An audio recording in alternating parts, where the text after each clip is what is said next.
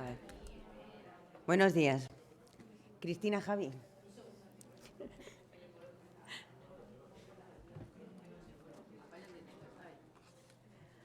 A ver, nos queda Alba. Hola, Alba. Te estábamos esperando. Ponte una silla ahí al lado.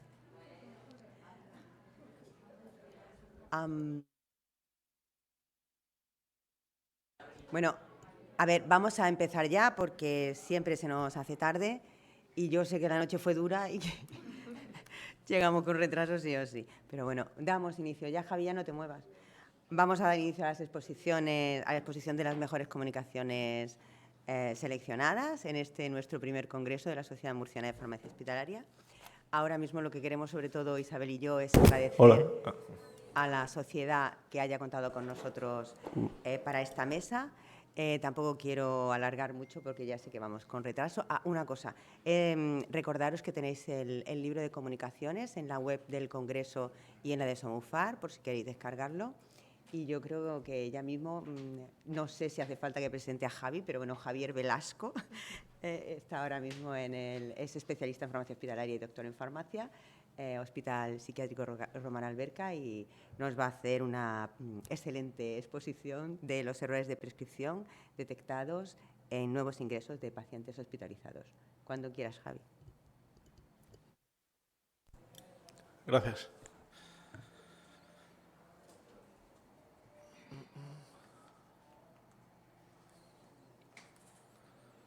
Bueno, hola. Nuestro trabajo se titula Errores de prescripción detectados en nuevos ingresos de pacientes hospitalizados. Lo que nos dice la bibliografía es que hasta el 25% de los errores se deben a una incorrecta conciliación al ingreso hospitalario. También nos dice que con los programas de conciliación adecuados somos capaces de reducir estos errores hasta en un 90%.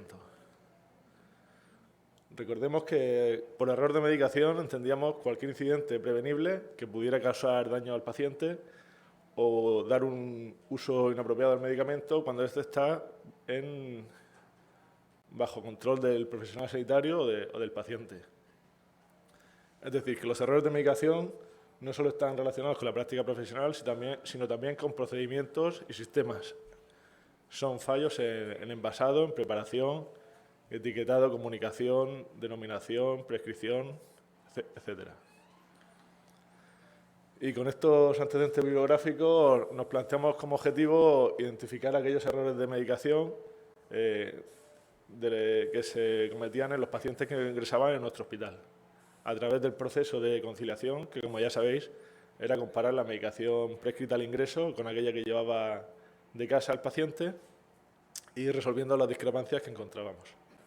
Y como objetivo secundario era pues, conocer los fármacos que estaban más frecuentemente relacionados con estos errores.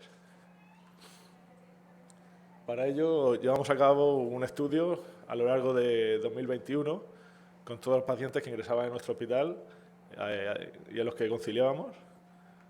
Recogimos los datos en una base de datos Excel con las variables de los pacientes, sexo, edad, fármacos conciliados, número de líneas, discrepancias encontradas, si se resolvía la discrepancia o no, etc. Y la historia farmacoterapéutica domiciliaria pues la sacábamos del informe del psiquiatra en urgencias o de los medios electrónicos de atención primaria, incluso información que aportaba el paciente o cuidador. Como criterios de error, pues definimos nosotros para nuestro estudio 6, que encontramos importantes. Duplicidades en el tratamiento, duración del tratamiento, prescripciones potencialmente inapropiadas en mayores de 65 años, interacciones importantes también, sobredosificación y omisión del tratamiento. En todos los casos se comunicaba al médico prescriptor y se resolvía la discrepancia. Al final, pues contamos con 369 pacientes, una media de edad de unos 43 años. Teníamos ahí un rango de entre 17 y 18 años y hasta un máximo de 87 años, la mayoría hombres. Más de 2.500 líneas de tratamiento analizadas, con una media de errores por paciente de 0,6 y aproximadamente un cuarto de los pacientes con al menos un error encontrado en la conciliación. Aquí, en cuanto a resultados, pues en duplicidades, por ejemplo, encontramos 18, pues relacionados un poco con antihipertensivos del sistema renina angiotensina aldosterona, con terapia inhalatoria, con antipsicóticos, AINES, duplicidades en protectores gástricos y en hipolipemiantes. También duraciones del tratamiento erróneas, relacionadas con duración de la antibiótico-terapia, mucolíticos y antihistamínicos. Contraindicaciones 22, relacionadas fundamentalmente con benzodiazepinas de vida media larga en mayores de 65 años, tipo diazepam, clonazepam. También AINE o IECA en pacientes mayores o con función renal reducida y algún caso de antidepresivos tricíclicos en pacientes con dificultades de micción. En cuanto a interacciones, la más importante era el riesgo serotoninérgico por uso de varios antidepresivos y su interacción con litio. También casos de inducción del citocromo A4 por carbamazepina, disminución de la absorción de levotirosina por uso concomitante con hierro oral y uso también de beta bloqueantes con agonistas beta inhalados, fundamentalmente. Casos de sobredosificación, pues por el tipo de hospital nuestro, los más comunes será sobredosificación de antipsicóticos y fundamentalmente. Y por último, en casos de omisión del tratamiento, 36, era un poco de todo. Fármacos antihipertensivos, terapia inhalatoria, fármacos para el glaucoma y algunos antidiabéticos orales. Y con estos objetivos planteados y estos resultados encontrados, pues al final planteamos las siguientes 3 conclusiones.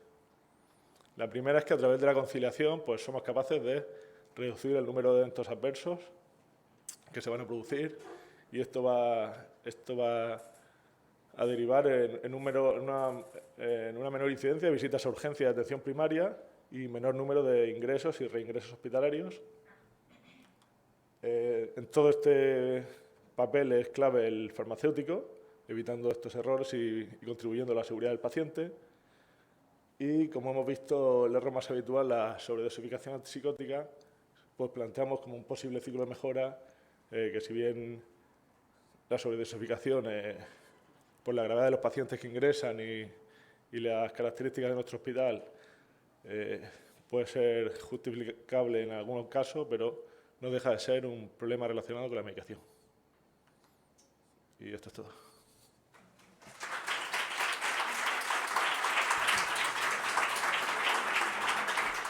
Muchas gracias, Javi, por tu exposición. ¿Tenéis alguna pregunta entre los asistentes? ¿No? Vale, pues te hago yo una pregunta. Bueno, ¿cómo acogen los médicos de tu hospital las sugerencias aportadas por el servicio de farmacia en la conciliación? Pues la verdad que al ser un hospital pequeño y nos conocemos todos allí, al final estamos bastante bien integrados el servicio de farmacia y las acogen bastante bien. Siempre intentamos resolver la discrepancia lo antes posible y a lo largo de la mañana normalmente lo tenemos resuelto. Y yo creo por encima del 90% de aceptación incluso. Muy bien. Hay otra cosa, curiosidad, lo de la sobredosificación de los... ¿Cómo arreglamos eso? Difícil. Pues, ¿Cuál es el ciclo de mejora? ¿Cómo arreglamos eso? es complicado, sí. Nosotros, para nuestro hospital, desarrollamos un procedimiento de antipsicóticos de POT, de estos inyectables de larga duración, en condiciones fuera de ficha técnica. Cuando la dosis se pasa, pues tienes que justificarlo adecuadamente el psiquiatra y aparte de pedir el consentimiento informado del paciente. Y entonces, bueno, lo tenemos bastante controlado. Pero sí que es verdad que me consta que ya a nivel regional Complicado. y antipsicóticos de POT está de su uso por encima de la media nacional y entonces habría que hacer una reflexión en ese punto. Ya está, ¿no? Pues ya está, hemos acabado el turno. Muchas Pasamos al gracias. siguiente. Ve preparándote, Cristina.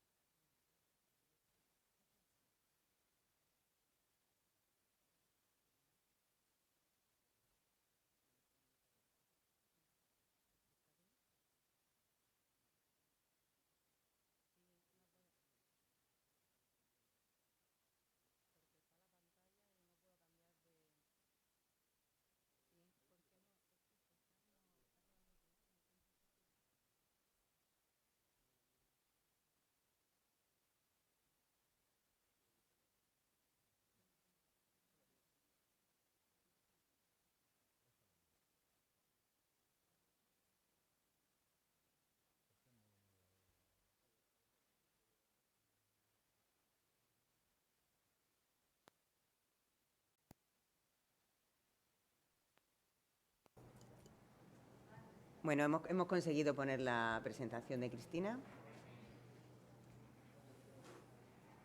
Y bueno, mientras la presento, no tengo mucho que presentar. Compañera, en este momento trabajando juntas. Ahora mismo está en el Servicio de Gestión Farmacéutica, en la Dirección General de Asistencia Sanitaria, especialista igualmente en farmacia y doctora en farmacia. Y nos va a presentar la comunicación, el título lo vas a comentar tú. Sí. Venga, gracias, Cristina. Hola, gracias. Buenos días a todos.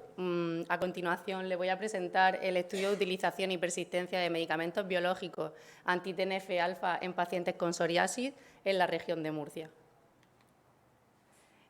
cuyos objetivos fueron principalmente describir la utilización de medicamentos biológicos anti-TNF-alfa para el tratamiento de la psoriasis en pacientes del servicio pertenecientes al Servicio Murciano de Salud, en función de si son medicamentos originales o biosimilares, así como evaluar su persistencia. Se trata de un estudio observacional, retrospectivo, descriptivo y de persistencia que incluye todos los pacientes con psoriasis de la región de Murcia que iniciaron tratamiento con anti-TNF-alfa entre 2015 y 2021. El análisis se realizó mediante la explotación de datos del portal Inteligencia de Negocio, obteniendo las dispensaciones por principios activos de todos los pacientes cuyo diagnóstico de facturación era psoriasis, en cualquier área de salud del servicio murciano, durante el periodo de estudio.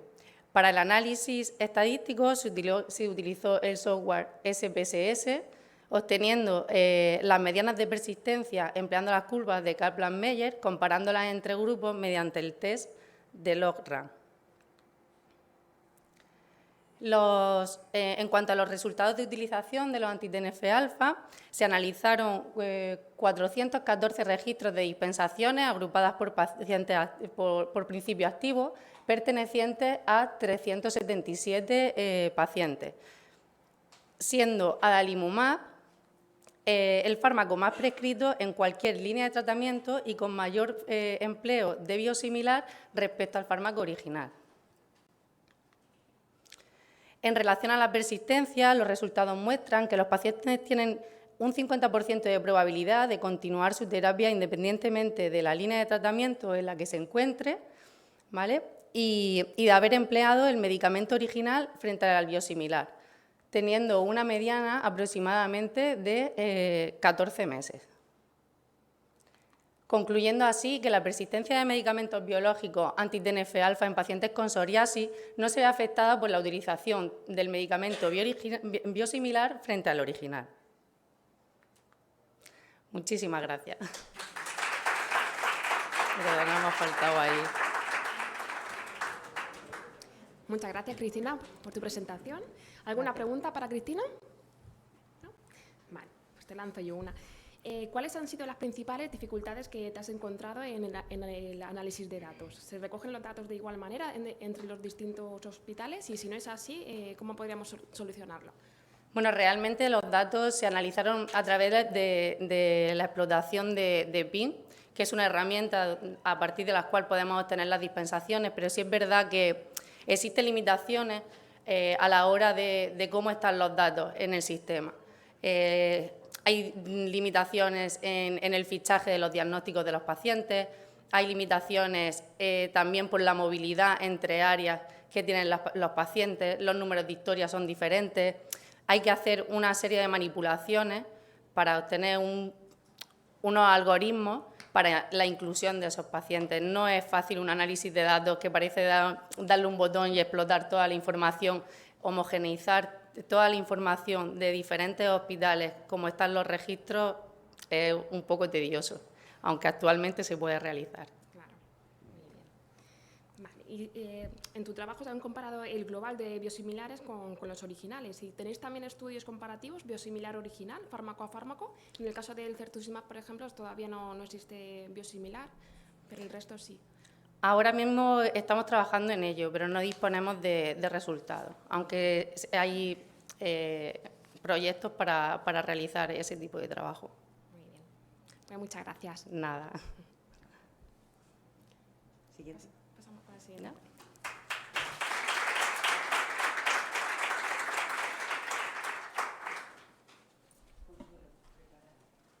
Bueno, ahora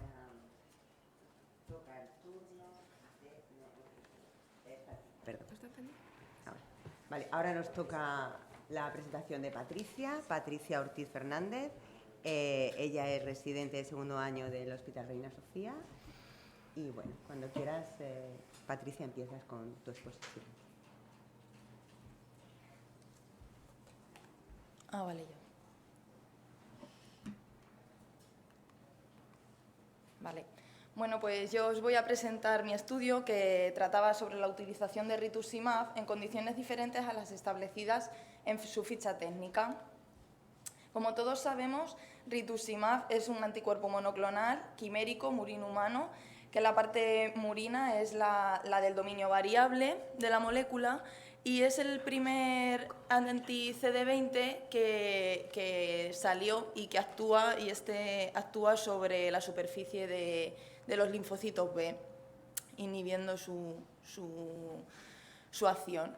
Entre las indicaciones que encontramos autorizadas en su ficha técnica, pues están estas 5 que hay aquí, y en su ficha técnica también contemplan la posología y la forma de administración de administrarlo.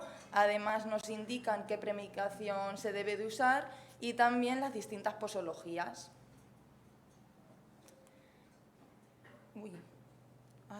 Perdón. No te preocupes.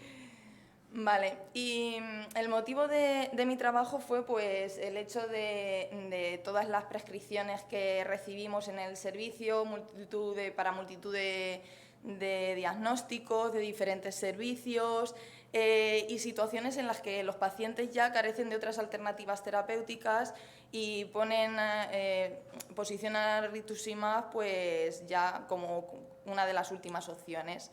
Además, percibimos una gran variabilidad en las prescripciones, tanto en la premedicación como en el régimen posológico que se prescribe.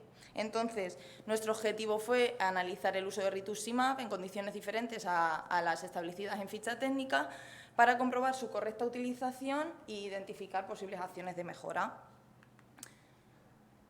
Realizamos un estudio observacional retrospectivo con los pacientes tratados con rituximab, en concreto con Truxima, durante los años 2020 y 2021. Se seleccionaron a los pacientes que habían sido tratados con rituximab fuera de ficha técnica.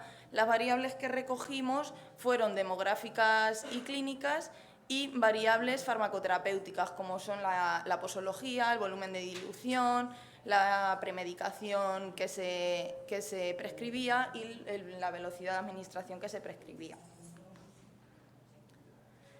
Entonces, entre los resultados, pues a 67 pacientes se le había administrado rituximab y 30 de ellos había sido fuera de ficha técnica. De estos 30, el 50% eran hombres y la edad media era de unos 53 años.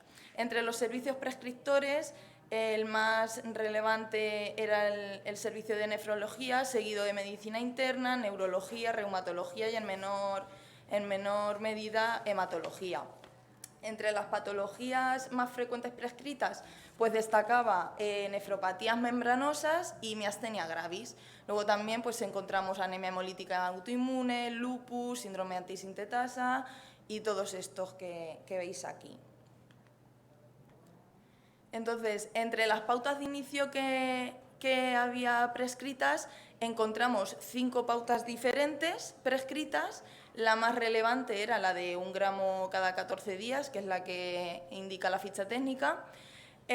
Y las pautas de mantenimiento, al 43% de nuestros pacientes se le recibió dosis de mantenimiento y en las dosis el 58% de estos pacientes recibieron una dosis igual a la de inicio. En cuanto a la periodicidad, en el 20% se le administró a los 6 meses y en el 80% de nuestros pacientes se le administró en una periodicidad superior a estos 6 meses.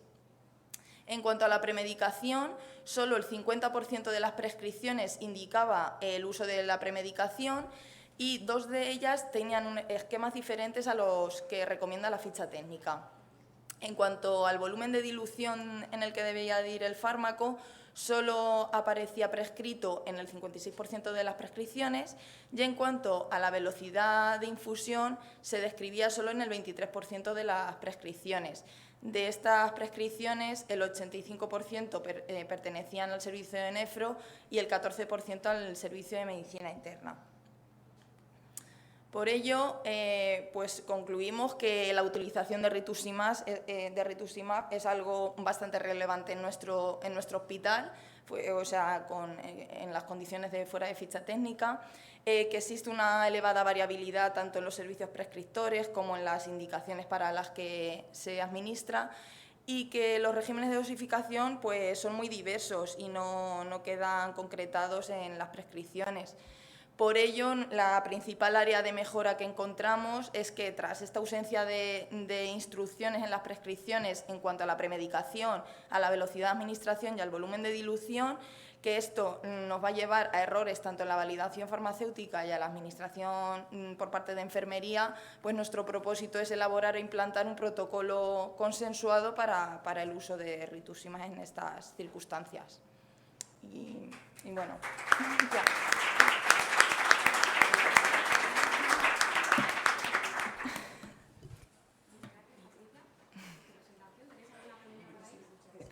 ¿No? Ahora. Muchas gracias, Patricia, por tu presentación. ¿Tenéis alguna pregunta para ella? Nada. Vale.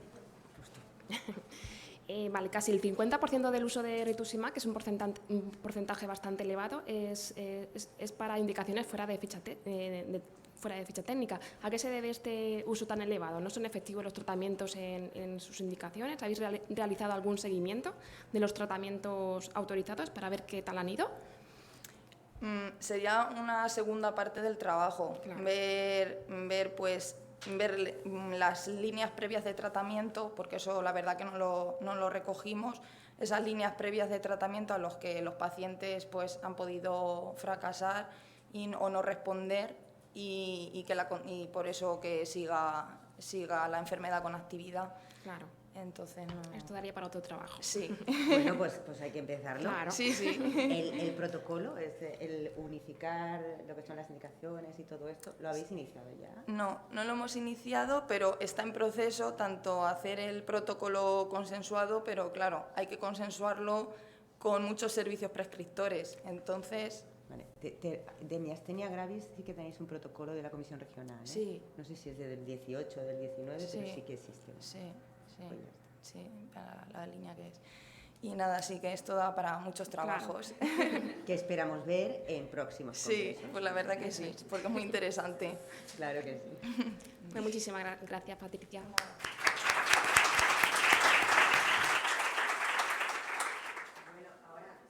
Más del Reina Sofía, ya las dos que me quedan son del Reina, que lo tenéis todo copado, ¿vale? Ahora le toca a Consuelo Pastor, ella es residente de cuarto año y bueno, nos va a hablar de adalimumab en uveitis no infecciosa.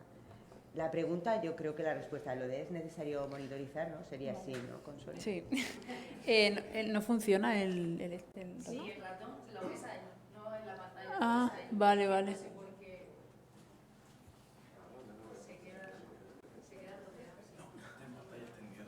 El ratón está Tenemos que ver la primera. en la otra pantalla. Aquí.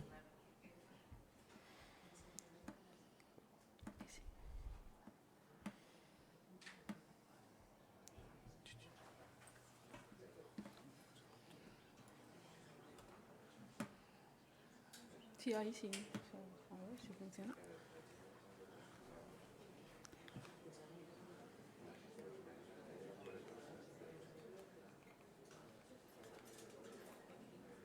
O sea, pasa aquí, pero ahí no avanza.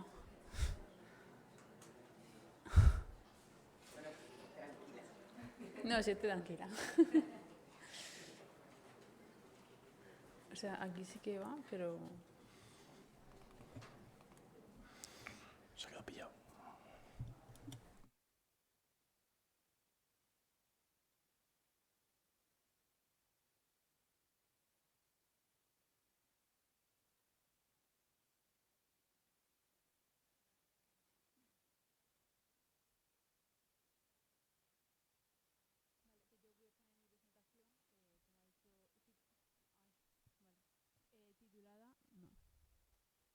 Vale. Ahora, adalimumab en uveitis no infecciosa es necesario monitorizar.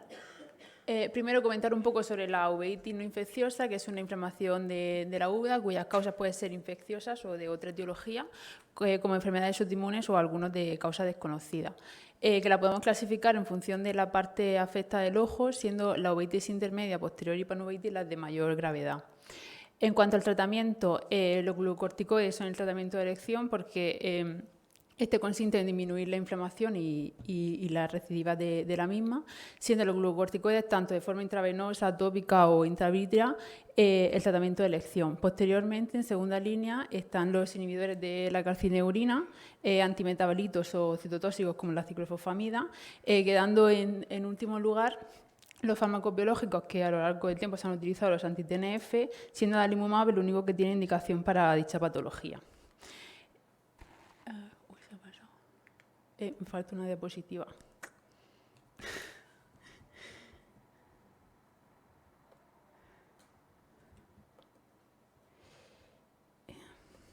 Bueno, no está, la comento.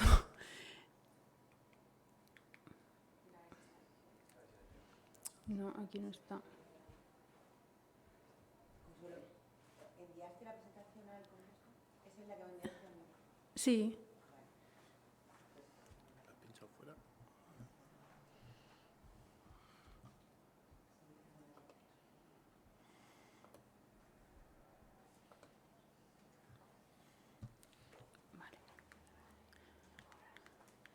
Bueno, me faltaba una diapositiva, pero lo digo sin, ya no pasa nada.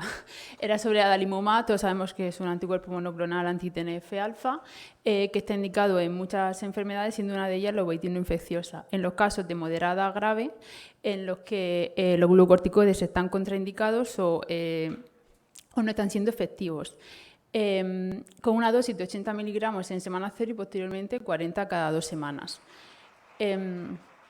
En cuanto a su farmacocinética, bueno, pues como se administra vía subcutánea, tiene una biodisponibilidad alrededor del 64%, un volumen de distribución entre 3-5 litros y un tiempo de vida media de unas 2 semanas. En cuanto a las concentraciones, no se ha establecido un rango terapéutico todavía consensuado, pero bueno, lo que se ve en la bibliografía es que concentraciones superiores a 8 consigue una estabilidad de la enfermedad. Por eso nuestro objetivo fue monitorizar, o sea, determinar los pacientes que tenían concentraciones de adalimumab y ver si estaban en rango terapéutico objetivo o no. Para ello se realizó un estudio observacional retrospectivo en el que se incluyeron todos los pacientes de uveitis no infecciosa que estuvieron en tratamiento con adalimumab. De ellos se seleccionaron a los que se le hicieron determinaciones de adalimumab por el método ELISA, considerando un rango terapéutico objetivo superior a 8 microgramos mililitros, y en todos aquellos pacientes donde las concentraciones fueron indetectables se detectaron también los anticuerpos. Se recopilaron datos de los pacientes, de fecha de extracción, la recomendación que se hizo, el diagnóstico y la pauta, y los datos se analizaron con el SPSS. Como resultados, se incluyeron un total de 12 pacientes y 71 determinaciones de niveles séricos, con una mediana de edad de 32 años de los pacientes y un 58% fueron mujeres. En cuanto a las concentraciones, solo un 38,7% de los pacientes se encontraban en rango terapéutico, recordemos superior a 8, con una mediana de 11,25 microgramos mililitro. Por tanto, el 61,3% restante de los pacientes no se encontraban en rango, con una mediana de 3,63. Del total de los pacientes, un 13% obtuvimos concentraciones indeterminables y en todos estos casos se determinaron también los anticuerpos. En total, se modificó la pauta en un 58%, o sea, en un 51,8% de los pacientes. De ese 51,8%, el 36,5% correspondieron a intensificaciones y el 16,5% restante a desintensificaciones. En el resto de los pacientes que no se encontraban en rango de 61%, hubo una retirada por título de anticuerpo elevado y el resto de las pautas se mantuvieron igual. Porque bueno, cuando determinamos el nivel de adalimumab, pues también tenemos que tener en cuenta el paciente, si es adherente, si se lo administra correctamente, y también la estabilidad de la enfermedad, si el paciente está estable o tiene algún brote o ha tenido algún brote previamente. Por tanto, como conclusiones, más del 60% de las determinaciones no se encontraron en rango terapéutico en el momento de la extracción, modificándose la pauta en la mayoría de los casos, lo que pone de manifiesto la utilidad de la monitorización de adalimumab en uveitis infecciosa. Un poco de bibliografía y ya está. Muchas gracias.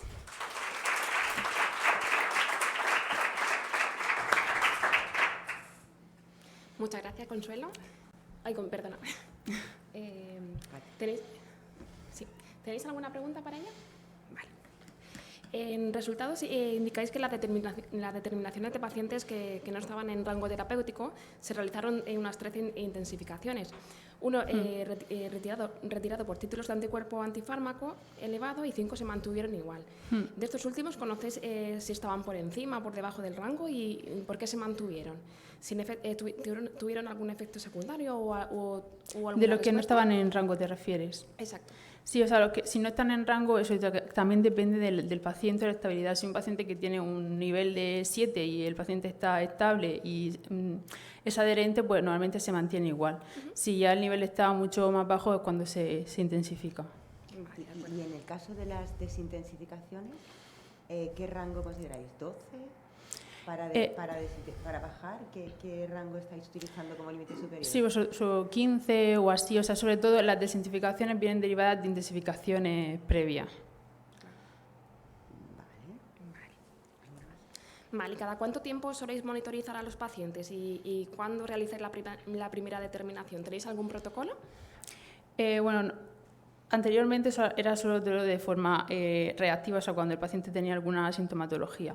Normalmente ahora en uveitis pues lo solemos hacer a los 6 meses o al año de inicio del tratamiento y una vez que si se modifica la pauta, pues entonces a los 2 o 3 meses se vuelve a repetir el nivel, pero si el paciente, o sea, si el nivel ha sido el mismo y se ha mantenido, pues sobre los 6 meses, un año. Perfecto. Pues muchísimas gracias. A vosotros.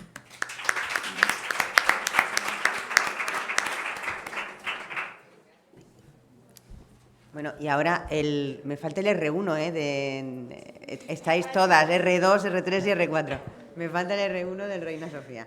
Bueno, pues ahora está Alba Martínez Soto, que es residente de tercer año, ya he dicho el hospital, son los 3 últimos del mismo, Reina Sofía, y nos va a presentar, si puede abrirla, pues estamos teniendo un poco de problemas con abrirlas. No sé cuál es. Bueno, yo mientras digo el título y así no pasa nada. Bueno, pues su comunicación y su exposición es evaluación de la persistencia del glatirámero en el tratamiento de la esclerosis múltiple. Vale. Si lo abres 2 veces, no funciona. Venga.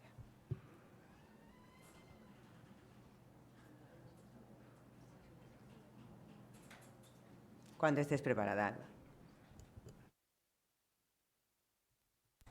Bueno, buenos días, soy Alba Martínez, residente del Hospital Reina Sofía, como ya han dicho, y os voy a presentar mi trabajo que es evaluación de la persistencia de glatirámero en el tratamiento de la esclerosis múltiple. Bueno, como ya sabéis, existe una gran dificultad a la hora de medir resultados en salud en los tratamientos modificadores de la enfermedad de la esclerosis múltiple. Por eso, la persistencia de los mismos puede ser una buena medida indirecta de estos datos. Por eso, el objetivo del presente estudio fue evaluar la persistencia del tratamiento con acetato de glatirámero en la esclerosis múltiple y como objetivo secundario se evaluó también la eficacia y la seguridad de este tratamiento. Se realizó un estudio observacional retrospectivo en un hospital de referencia de área en el periodo comprendido entre junio de 2007 y febrero del 2022.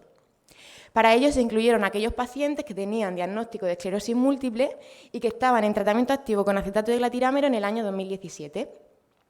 Los datos se obtuvieron mediante el programa de gestión del servicio de farmacia, SABAC, y la historia clínica informatizada del paciente. Y se recopilaron variables demográficas de edad y sexo, clínicas como el diagnóstico basal, el EDSS basal y el actual, y relacionadas con la farmacoterapia. La línea previa de tratamiento, si no era una primera línea, la fecha de inicio y fin del tratamiento en el caso de suspensión y el motivo de esta. Bueno, se Se utilizó el estimador de Kaplan-Meier para generar curvas de supervivencia de acetato de glatirámero y posteriormente se estratificó en función del EDSS basal, que es la escala de discapacidad del paciente, la escala extendida de discapacidad del paciente, que cuanto mayor sea esta, mayor va a ser el grado de discapacidad del paciente. Se estratificó en 2 grupos y se compararon estos, teniendo uno un EDSS basal menor de 2 y otro mayor o igual a 2. Y el análisis estadístico se realizó con el programa SPSS.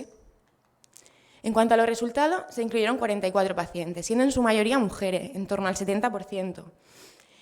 La media de edad fue de 43 años y el 68% de los pacientes tenían un EDSS basal menor de 2.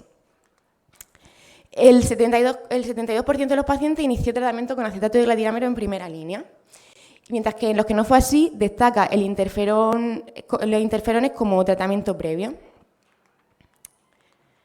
El 50% de los pacientes que se incluyeron en el estudio suspendieron el tratamiento durante el periodo de seguimiento, encontrando que los motivos de suspensión fueron, en primer lugar, la intolerancia y después la ineficacia, mientras que en un alto porcentaje también fue el motivo desconocido. La mediana de la persistencia del tratamiento fue en torno a 32 meses. Aquí podemos ver la curva, o sea, la gráfica de Kaplan-Meier. Y posteriormente, como ya he dicho, estratificamos en 2 grupos, unos que tenían el EDSS basal menor de 2 y otros con EDSS basal mayor o igual a 2. Entre estos pacientes encontramos que el 40% de los pacientes con EDSS basal menor de 2 suspendieron el tratamiento, mientras que los que tenían EDSS basal mayor o igual a 2, casi el 77% suspendió el tratamiento en el periodo de seguimiento. La media del tiempo de supervivencia para el tratamiento en los pacientes con EDSS basal menor de 2 fue de 113 meses, mientras que para los que eran mayor o igual a 2, la media fue de 60,9 meses. Pese a esto, no se alcanzó en el grupo que tenía EDSS basal menor de 2, no se llegó a la mediana de seguimiento y no se obtuvo la significación estadística, aunque también esto puede estar influenciado por el bajo número de pacientes, que generaría unos intervalos de confianza muy amplios, y por este motivo, aunque vemos una tendencia en los pacientes con el EDSS basal menor de 2, como de mejor respuesta o mayor persistencia del tratamiento, aún así, como ya he dicho, no se alcanzó la significación estadística. En cuanto a las conclusiones que podemos obtener, vemos que el porcentaje de pacientes que continuaron el tratamiento con acetato de glatirámero es elevado y vemos una elevada persistencia en este tratamiento, por lo que podemos concluir que el tratamiento es eficaz. Los pacientes que presentan un EDSS basal menor de 2 presentaron un mejor perfil de respuesta al tratamiento. Y en cuanto a las limitaciones que encontramos en el uso de este fármaco, podríamos destacar que la falta de tolerancia puede ser un hándicap a la hora de usar este tratamiento, puesto que el 50% de los pacientes suspendieron por intolerancia, por este motivo.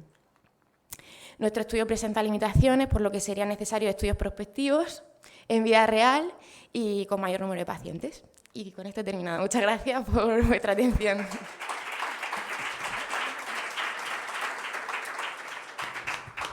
Muchas gracias, Alba, y enhorabuena. Gracias. Y ¿qué interés crees que tiene este estudio y cuáles son las limitaciones de las que has hablado? Vale, pues a ver, el interés que puede tener nuestro estudio, como he dicho, también es muy difícil medir los resultados en salud. Además, necesitamos también indicadores que sean, que nos indiquen un poco el pronóstico del paciente, si va a tener una mejor respuesta o no al tratamiento y que nos permitan llevar a cabo una atención farmacéutica más especializada e individualizada. Entonces, creo que cualquier indicador que, en el caso hemos cogido el EDSS como a ver si estaba relacionado con un peor pronóstico en cuanto a la persistencia del tratamiento y para así enfocar un poco esa atención y ese seguimiento a los pacientes que tengan un mayor riesgo de fracaso terapéutico. Vale, casi el 50% de los pacientes suspendieron el tratamiento por intolerancias, que es un porcentaje bastante elevado. ¿Qué tipo de efectos adversos presentaron los pacientes, la mayoría de ellos? Pues la mayoría de ellos, sobre todo, eran reacciones cutáneas en el punto de inyección, tenían una mala tolerancia, O sea, habían pues sobre todo los típicos bultos, porque el ácido gelatina la verdad es que se tolera muy mal y produce a nivel de la piel, los pacientes se encuentran bastante mal, y luego pues síndrome pseudogripal un poco y este tipo de cosas. Muchísimas gracias. Nada.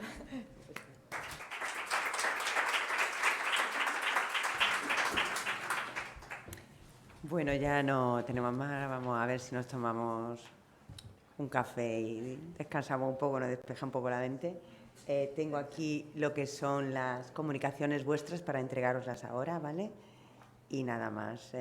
Espero que esto dentro de unos años se vuelva a repetir y que tengamos muchas más comunicaciones orales, o para algunos que no les ha agradado demasiado que sean tipo póster. Bueno, encantado de haber estado aquí y nos vemos ahora en un ratito. Chao.